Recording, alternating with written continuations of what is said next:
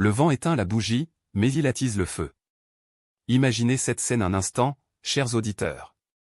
Vous êtes face à une flamme. Si cette flamme est petite, fragile, vacillante comme celle d'une bougie, le moindre coup de vent, la moindre perturbation, la moindre incertitude va l'anéantir, la plonger dans l'obscurité. Mais si cette flamme est un feu de forêt, un brasier ardent, alors ce même vent, cette même tempête qui a détruit la bougie va, au contraire, la nourrir, la propager, la rendre infiniment plus puissante et incontrôlable. Vous voulez être le feu, et vous voulez désirer le vent. C'est avec cette image poétique et profondément philosophique que nous entamons aujourd'hui notre exploration de l'une des œuvres les plus fascinantes et perturbatrices de notre époque, le livre de Nassim Nicholas Taleb. L'auteur nous invite à ne plus fuir l'incertitude, le chaos, les chocs et le temps qui passe, mais à les embrasser. À les utiliser comme carburant pour notre propre évolution. Pour comprendre ce changement de paradigme, nous devons d'abord réaliser que notre vocabulaire même est incomplet. Pensez-y, quel est le contraire exact du mot « fragile » ? Si vous envoyez un colis contenant des verres en cristal en Sibérie, vous écrivez « fragile » dessus. Cela signifie que le colis déteste les chocs. S'il tombe, il se brise. Si vous posez la question autour de vous, la plupart des gens vous diront que le contraire de fragile est le robuste, solide ou résilient. Mais Taleb nous fait remarquer une erreur de logique fondamentale ici. Le robuste, c'est ce qui résiste au choc et reste exactement dans le même état. Une pierre est robuste. Si vous la faites tomber, elle ne se casse pas, mais elle ne s'améliore pas non plus. Le robuste est neutre face au choc. Par conséquent, le contraire exact, le contraire mathématique et logique de la fragilité. Ce serait un colis sur lequel il serait écrit « S'il vous plaît, maltraitez-moi ». Ce serait quelque chose qui, lorsqu'il est soumis à des chocs, des erreurs, de la volatilité ou du stress, ne se contente pas de survivre. Mais s'améliore, grandit et devient supérieur à ce qu'il était auparavant. Puisqu'aucun mot n'existait dans aucune grande langue pour décrire cette propriété pourtant si courante dans la nature, Taleb a dû en inventer un. L'antifragilité. Pour rendre cette idée encore plus vivante, plongeons-nous dans la mythologie antique, qui, comme le souligne souvent l'auteur, contient une sagesse bien supérieure à nos théories modernes. La mythologie nous offre ce que Taleb appelle la triade. D'abord, nous avons l'épée de Damoclès. Damoclès dîne à la table du tyran, entouré de richesses, mais une épée lourde et tranchante est suspendue au-dessus de sa tête. Retenue par un simple crin de cheval. C'est la définition même de la fragilité, tout semble aller bien, mais un petit choc, la rupture du crin, entraînera une destruction totale et irréversible. Ensuite, nous avons le phénix, cet oiseau majestueux qui, lorsqu'il meurt, renaît de ses propres cendres, exactement tel qu'il était. C'est la robustesse, la résilience. Il survit au traumatisme, mais il n'évolue pas. Et enfin, nous avons l'hydre de Lerne, ce monstre reptilien terrifiant affronté par Hercule. Chaque fois que vous coupez une tête à l'hydre, deux nouvelles têtes repoussent à la place. L'hydre aime qu'on lui coupe la tête. Elle se nourrit du stress et des blessures pour devenir plus monstrueuse et plus puissante. L'hydre est antifragile. Et la vérité bouleversante que nous révèle ce livre, c'est que tout ce qui est vivant, tout ce qui a survécu à l'épreuve impitoyable du temps sur notre planète, possède des caractéristiques antifragiles. L'évolution elle-même est le moteur ultime de l'antifragilité. Votre corps, par exemple, est antifragile jusqu'à un certain point. Si vous soulevez des poids lourds à la salle de sport, vous créez des micro-déchirures dans vos muscles, vous imposez un stress à vos os. En réponse à ce stress, votre corps surcompense et reconstruit des muscles plus gros et des os plus denses. Vous devenez plus fort grâce au traumatisme. C'est le principe de l'hormèse, où une petite dose d'une substance toxique ou d'un stress rend l'organisme plus fort. Mais si l'antifragilité est la loi de la nature, cela nous amène à un point crucial, pourquoi nos sociétés modernes semblent-elles si fragiles? Si sujettes aux crises dévastatrices? Taleb pointe du doigt un mal profond qu'il appelle la maladie de la modernité ou l'illusion soviéto-harvardienne. C'est cette croyance arrogante, née avec les Lumières et exacerbée par la technocratie moderne, selon laquelle l'homme peut et doit tout comprendre, tout rationaliser, et surtout, tout contrôler du haut vers le bas. Nous avons développé une phobie de l'aléatoire et de la volatilité. Nous voulons lisser toutes les courbes, éliminer tous les petits chocs, créer un monde prévisible, confortable et aseptisé. C'est ce que Taleb compare au lit de Procuste. Ce brigand de la mythologie grecque qui coupait les jambes des voyageurs trop grands ou étirait les membres de ceux qui étaient trop petits pour qu'il s'adapte parfaitement à la taille de son lit. Nous forçons la réalité complexe à s'adapter à nos modèles théoriques simplistes. Et en faisant cela, en supprimant la volatilité naturelle, nous détruisons les mécanismes d'apprentissage et d'adaptation. Pire encore, nous accumulons des risques invisibles qui finiront par exploser de manière catastrophique. Pensez à la gestion des forêts, si vous empêchez systématiquement les petits feux de forêt naturels de se produire au nom de la sécurité. Le bois mort et les broussailles s'accumulent sur le sol pendant des décennies. Le jour où un feu se déclare inévitablement, il trouve un tel combustible qu'il se transforme en un méga incendie dévastateur qui détruit tout sur son passage. Ce que vous avez fait en voulant bien faire, c'est transformer un système antifragile qui se purgeait régulièrement en une poudrière extrêmement fragile. C'est exactement ce qui se passe dans notre économie. Alan Greenspan et les banquiers centraux ont passé des années à vouloir lisser le cycle économique, à sauver les banques au moindre petit hoquet, créant l'illusion d'une grande modération. En supprimant les petites faillites nécessaires qui nettoient le système, ils ont encouragé l'accumulation de dettes et de risques cachés, conduisant directement à l'effondrement systémique mondial de 2008. L'un des concepts les plus puissants pour nommer ce phénomène est la iatrogénèse, un terme médical qui désigne les dommages causés par le guérisseur. Historiquement, jusqu'à la découverte de la pénicilline, aller voir un médecin était souvent plus dangereux que de rester chez soi. Les médecins, animés par le besoin interventionniste de faire quelque chose, saignaient leurs patients à mort. Comme ce fut le cas pour George Washington. Aujourd'hui, cette iatrogénèse s'est étendue à l'économie, à la politique étrangère et à l'éducation. Nous intervenons naïvement dans des systèmes complexes sans comprendre que l'absence de preuve de danger n'est pas la preuve de l'absence de danger, tombant ainsi dans le piège de ce que Taleb appelle le problème de la dinde. Laissez-moi vous raconter l'histoire de la dinde, car elle illustre parfaitement l'aveuglement de nos prévisionnistes modernes. Imaginez une dinde nourrie tous les jours par un boucher aimable. Jour après jour, pendant 1000 jours. La dinde accumule des données statistiques irréfutables prouvant que les humains sont des créatures bienveillantes dont le seul but est de veiller à son bien-être. Sa confiance atteint un sommet historique le 1000e jour. Et puis, arrive le mercredi avant Thanksgiving. Le boucher s'approche, mais cette fois, ce n'est pas pour la nourrir.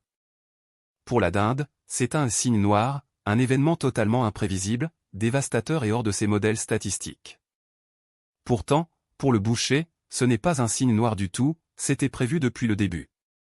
La leçon est glaçante, l'observation du passé, surtout dans des environnements complexes, ne vous protège pas contre les événements extrêmes. Au contraire, une longue période de calme apparent vous rend aveugle et fragile. C'est pourquoi Taleb méprise profondément les modèles de prévision économique et les experts en costume cravate qui passent à la télévision pour nous prédire l'avenir. Dans un monde dominé par le hasard extrême, l'extrémistan comme il l'appelle, faire des prédictions est le jeu des fous. Alors, comment survivre et même prospérer dans ce monde imprévisible si l'on ne peut pas le prédire? C'est ici que le génie pratique de Taleb s'exprime, en opposant deux types d'intellect, le théoricien académique, symbolisé par les professeurs de Harvard ou Socrate, et le praticien de la rue, incarné par un personnage truculent nommé Gros Tony de Brooklyn. Gros Tony ne lit pas de livres compliqués, il ne connaît pas le jargon économique, mais il a un flair incroyable pour repérer la fragilité. Il sait repérer les pigeons, ceux qui sont suroptimisés et aveuglés par leur propre théorie. Taleb introduit ici le concept du sophisme du bois vert. L'histoire raconte qu'un des plus grands traders de bois vert aux États-Unis pensait que le bois vert désignait des trompe-l'œil en verre, alors qu'il s'agit en réalité de bois fraîchement coupé qui n'a pas encore séché. Ce trader ignorait la définition même de son produit, mais il comprenait viscéralement la dynamique de l'offre, de la demande et du risque. À l'inverse, des intellectuels connaissant tout de la botanique du bois ont fait faillite en essayant de trader. L'erreur fatale est de confondre la connaissance théorique, qui est enseignable et codifiable, avec la connaissance pratique, obscure, heuristique, qui s'acquiert par la méthode des essais et des erreurs. Nous croyons naïvement, à cause d'un biais rétrospectif, que c'est la science fondamentale qui génère la technologie, qui à son tour génère la richesse. C'est ce que Taleb appelle enseigner aux oiseaux comment voler. Les universitaires théorisent le vol, puis s'attribuent le mérite quand l'oiseau s'envole. Mais dans la réalité, c'est l'inverse, c'est le bricolage, les essais, les erreurs, les petits échecs des artisans. Des ingénieurs et des entrepreneurs qui créent la technologie. Et la science académique vient souvent après coup pour formaliser ce qui a déjà été découvert par la pratique. La véritable source de l'innovation, c'est l'antifragilité face à l'échec. Cela nous amène à la question centrale, comment construire cette antifragilité dans nos propres vies, dans nos portefeuilles, dans nos carrières? La réponse réside dans ce que Taleb appelle la stratégie des haltères, ou stratégie bimodale, inspirée par le grand philosophe stoïcien Sénèque. Sénèque était l'homme le plus riche de l'Empire romain, mais il pratiquait mentalement le détachement de ses richesses pour ne pas en être l'esclave. Il avait compris la symétrie fondamentale de la vie. La stratégie des haltères consiste à fuir le juste milieu, à fuir ce qui est tiède et faussement sûr. Imaginez une barre d'haltérophilie avec des poids uniquement aux deux extrémités et rien au milieu. D'un côté de la barre, vous adoptez une posture d'une prudence extrême, paranoïaque, pour vous protéger de la ruine totale. Vous gardez 90% de votre argent en espèces, à l'abri de l'inflation, sous le matelas s'il le faut. De l'autre côté de la barre, avec les 10% restants, vous prenez des risques extrêmes, spéculatifs, fous. Des paris qui peuvent vous faire tout perdre mais qui ont un potentiel de gain illimité. Ce que vous accomplissez ainsi, c'est la domestication de l'incertitude. Vous avez coupé la queue gauche de la distribution des probabilités, c'est-à-dire que vous savez exactement quel est le pire qui puisse vous arriver. Perdre ces 10%. Vous ne pouvez pas faire faillite. Mais vous restez totalement exposé à la queue droite, au signe noir positif. Si votre pari fou réussit, vous gagnez une fortune. Vous n'avez plus besoin de prédire l'avenir, car quoi qu'il arrive, le chaos joue en votre faveur. Cette stratégie s'applique partout. Un écrivain antifragile, par exemple, ne devrait pas chercher un emploi moyennement risqué dans l'édition ou le journalisme. Qui corromprait son style? Il devrait plutôt avoir un travail de bureau totalement sûr, répétitif et sans stress intellectuel le jour, comme postier ou douanier. Et se consacrer à l'écriture pure, folle et sans compromis la nuit. Séparer la sécurité absolue de l'exploration totale. Pour accentuer cette antifragilité, nous devons adopter une autre sagesse ancienne. Profondément contre-intuitive dans notre monde obsédé par l'ajout, la via negativa, ou la voie négative. Souvent, la meilleure façon d'améliorer un système n'est pas d'y ajouter quelque chose, mais d'en retirer.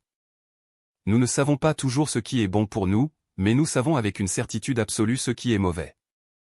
Le savoir négatif est beaucoup plus robuste que le savoir positif. Si vous voulez être en meilleure santé, avant de chercher la pilule miracle, la vitamine synthétique ou le programme d'entraînement sophistiqué. Commencez par retirer ce qui est nocif. Arrêtez de fumer, arrêtez le sucre, éliminez les aliments qui n'existaient pas il y a 1000 ans. Si vous voulez améliorer votre intellect, arrêtez de lire les actualités quotidiennes qui ne sont que du bruit toxique. Et lisez les classiques qui ont survécu à l'épreuve du temps. C'est ce que Taleb appelle l'effet Lindy, pour les choses non périssables comme les idées, les livres ou les technologies. Plus une chose a survécu longtemps dans le passé, plus son espérance de vie future est longue. Un livre imprimé il y a 100 ans a beaucoup plus de chances d'être encore lu dans 100 ans qu'un best-seller sorti hier. La via negativa, c'est l'art de l'omission. C'est l'art de ne pas intervenir quand la nature peut faire le travail elle-même. C'est comprendre qu'une petite douleur, un petit rhume, une petite baisse de morale ne sont pas des maladies à éradiquer à coups de médicaments. Mais des signaux d'information que votre corps vous envoie pour s'adapter. Bloquer ces signaux, c'est vous rendre fragile. C'est l'essence même de ce que Taleb appelle la rationalité du flâneur, celui qui se promène dans la vie en gardant ses options ouvertes. Prêt à saisir les opportunités sans être enchaîné à un plan rigide. Avoir des options, le droit mais non l'obligation de faire quelque chose, est l'arme ultime de l'antifragilité. Celui qui a des options n'a pas besoin d'être intelligent, il lui suffit d'être rationnel au moment où l'opportunité se présente. Cependant, toutes ces réflexions fascinantes sur le risque, les options et l'incertitude nous amènent inévitablement à la dimension la plus sombre et la plus révoltante de notre société moderne, l'éthique. Et plus précisément, le transfert immoral de la fragilité. Dans les sociétés traditionnelles, le statut et le respect étaient accordés à ceux qui prenaient des risques pour le collectif. Le seigneur de guerre, le chevalier, le général menait ses troupes au combat en première ligne. S'il se trompait, il payait de sa vie. Il avait ce que Taleb appelle la houppot dans le jeu, le astérisque skin in the game astérisque. Les bâtisseurs romains devaient dormir sous le pont qu'ils venaient de construire. Le code d'Hammurabi stipulait que si un architecte construisait une maison qui s'effondrait et tuait le propriétaire, l'architecte était mis à mort. C'était le système ultime de gestion des risques, car il alignait parfaitement les conséquences des actes sur ceux qui les commettaient. Mais aujourd'hui, la modernité a créé une classe monstrueuse d'individus qui ont le pouvoir de prendre des décisions impactant des millions de personnes, tout en étant totalement protégés des conséquences négatives de leurs erreurs. C'est le problème fondamental de l'agent et du mandataire. Regardez les banquiers de Wall Street, les bureaucrates, les consultants, et les lobbyistes. Quand l'économie va bien, ils s'octroient des bonus de plusieurs millions de dollars. Quand le système explose à cause de leur modèle de risque frauduleux et de leur cupidité, ils ne perdent rien. C'est le contribuable, le citoyen ordinaire, le chauffeur de taxi ou le boulanger, qui paie l'addition à travers les plans de sauvetage de l'État. Ces élites ont volé l'antifragilité de la société pour se l'approprier. Elles gardent les gains et socialisent les pertes. C'est une asymétrie hideuse. Taleb cible particulièrement les universitaires et les chroniqueurs, comme Joseph Stiglitz ou Thomas Friedman, qui promeuvent des politiques désastreuses, encouragent des guerres ou des dérégulations, et qui, lorsque leurs théories s'effondrent et causent des drames humains, se contentent de réécrire l'histoire pour prouver qu'ils avaient raison, sans jamais subir la moindre pénalité financière ou sociale. Ils n'ont pas leur peau dans le jeu. Et la règle d'or que nous devons retenir, la règle éthique absolue, c'est que personne ne devrait avoir le droit de devenir antifragile aux dépens de la fragilité des autres. Ne demandez jamais à quelqu'un ce que vous devriez faire, demandez-lui ce qu'il a dans son propre portefeuille d'investissement. Ne croyez que ceux qui prennent des risques personnels pour défendre leurs idées. Nous voici arrivés au terme de cette immersion vertigineuse dans la pensée de Nassim Nicholas Taleb. Ce que nous apprend Antifragile, c'est bien plus qu'une théorie économique ou mathématique.